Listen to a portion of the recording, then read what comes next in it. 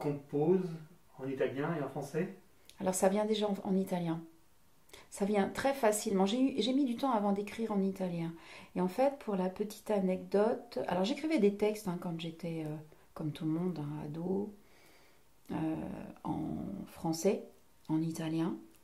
Mais c'était sous forme de poèmes. Euh, mais après, écrire des chansons en français, c'est tellement particulier. Il faut avoir un bon. C'est pas évident la langue française en écriture. Et ça, c'est pas moi qui le dis. Bon, en italien, ça vient tout seul parce que déjà l'italien chante et c'est plus facile, les mots, tout de suite, voilà, ça fait une belle chanson. On fait le même nombre de pieds, des rimes et voilà, la chanson, la mélodie qui va, et voilà. Les mélodies me viennent très, très facilement, surtout depuis un an. C'est hallucinant. Je me suis rendu compte, je me lance des fleurs un petit peu, comment je peux improviser. On me donne quatre phrases et je crée déjà une mélodie. Euh, je me suis surprise moi-même.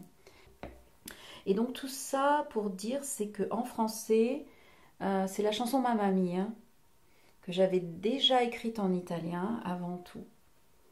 C'est mon pianiste Fabio Cocozza qui me présentait pas mal de mélodies parce qu'on avait le projet d'écrire ensemble, de composer. Donc lui, il compose, excellent compositeur d'origine napolitaine aussi. Et il dit, oh, tiens, j'ai ça. Alors il me l'a joué au piano. Et quand il m'a joué Ma Mamie, j'ai dit ça sera la chanson. Enfin, il m'a joué Ma Mamie, je ne savais pas que ça allait être Ma Mamie. J'ai dit ça sera une chanson pour ma maman. Et c'est venu tout de suite. Donc voilà. Et je l'ai enregistré avec des enfants aussi en studio, avec des voix d'enfants, parce que je voulais que ça soit intergénérationnel. Et quelques temps après, des amis m'ont dit, c'est dommage, on ne comprend pas les paroles. Il y a des émotions, mais on ne sait pas ce que tu racontes.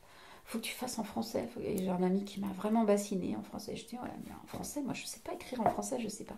Et j'étais sur le périph' un jour et bon, ça me trottait dans la tête, mais j'étais pas prête. Une part de moi qui n'osait pas aller dans l'écriture en français et ça m'est venu, j'étais sur le périph'. J'ai dit, ah, il y avait deux, trois mots qui me sont venus, une phrase, tac, tac, tac. Ça se construisait, je suis arrivée à la maison, j'avais hâte d'ailleurs. Et la chanson, après, j'ai peaufiné en rajoutant des choses, mais le départ était lancé, c'est venu comme ça. Et je regrette pas parce que du coup, je l'ai enregistré en français. Et de temps en temps, je fais moitié, sur scène, je fais moitié italien, moitié français.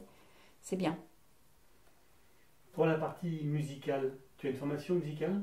Alors, non, non, en fait, je suis assez autodidacte. J'adore le piano. Donc, j'entends les mélodies, je les retranscris au piano. Donc, je cherche avec les accords. Et la mélodie, ben, c'est ma voix qui l'a fait, mon instrument de musique naturel, notre instrument de musique naturel.